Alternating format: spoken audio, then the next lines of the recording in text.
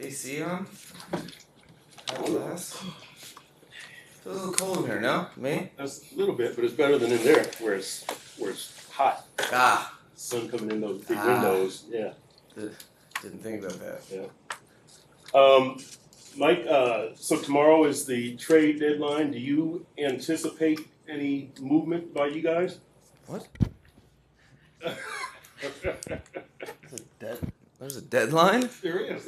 Oh, yeah. Man, I'm terrible with deadlines. Me too. That's bad for my profession. No, right now I'm exclusively a football coach, and we have conversations where I'm focused on our team and as it stands, and the Chicago Bears, who are going to be trying to beat us here in a day less than a week.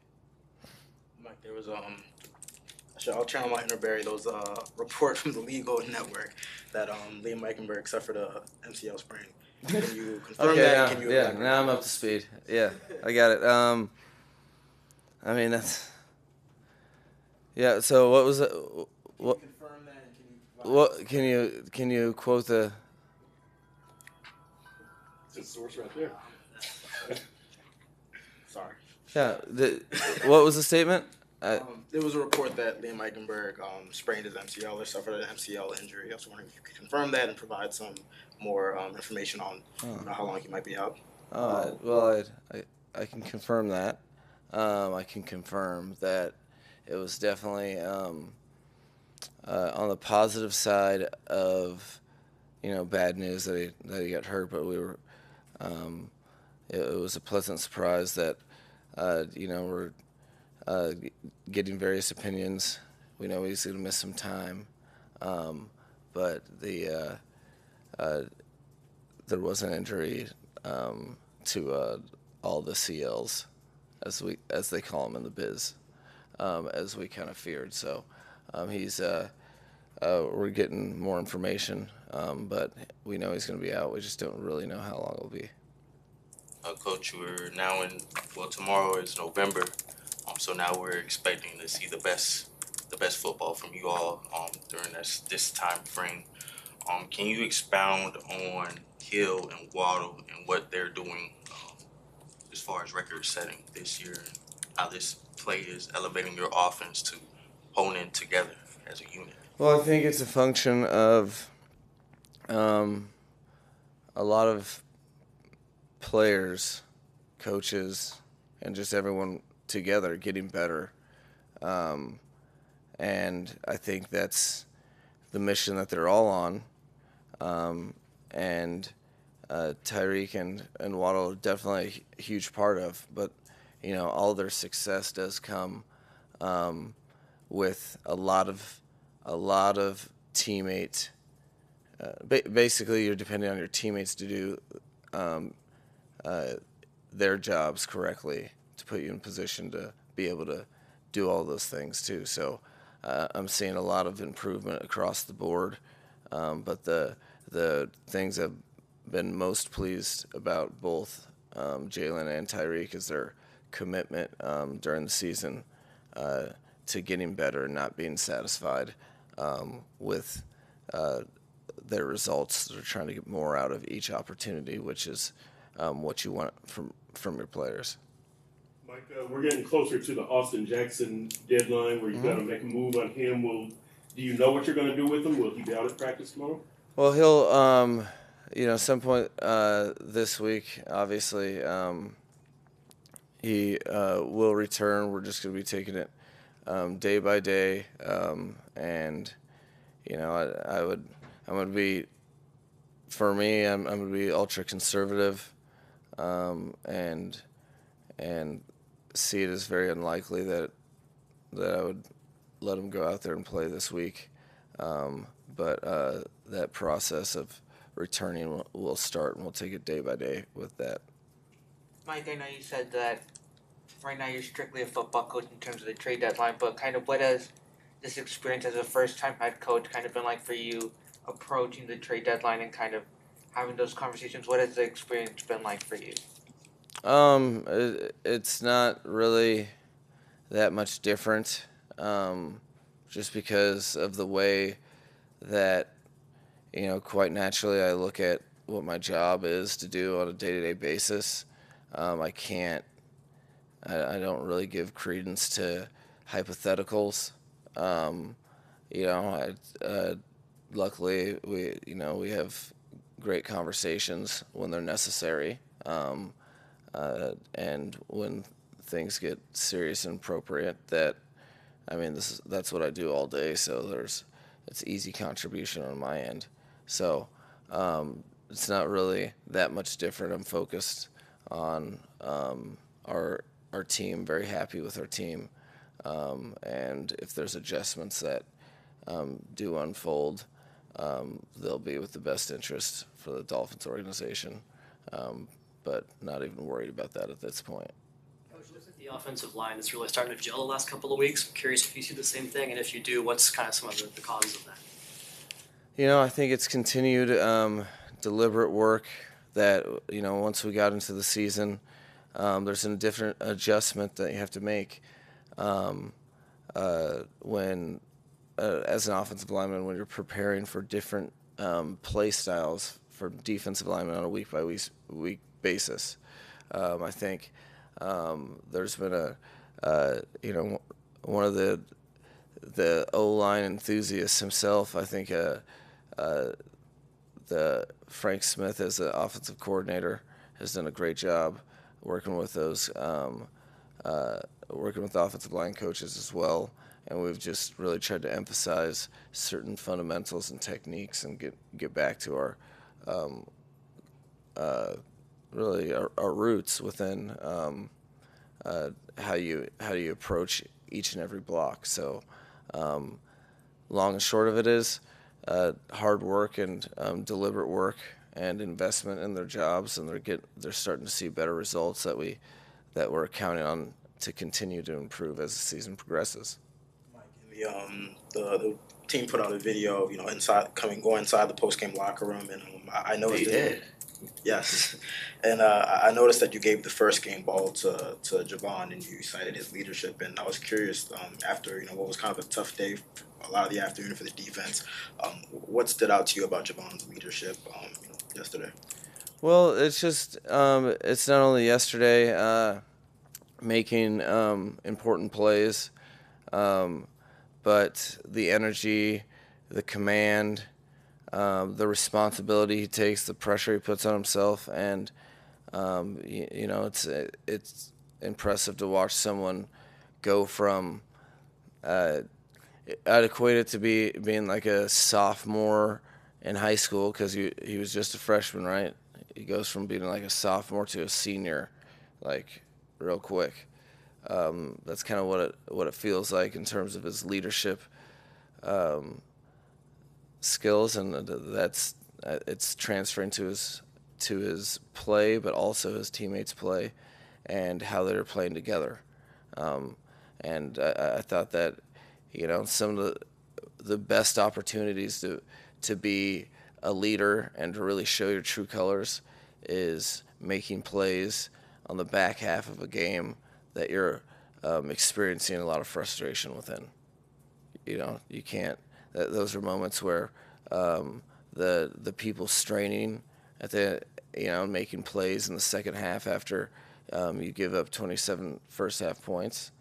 Those are the people that end up winning games in this league, because you're gonna have to survive some onslaughts at some point and not have any excuse to try to get the W.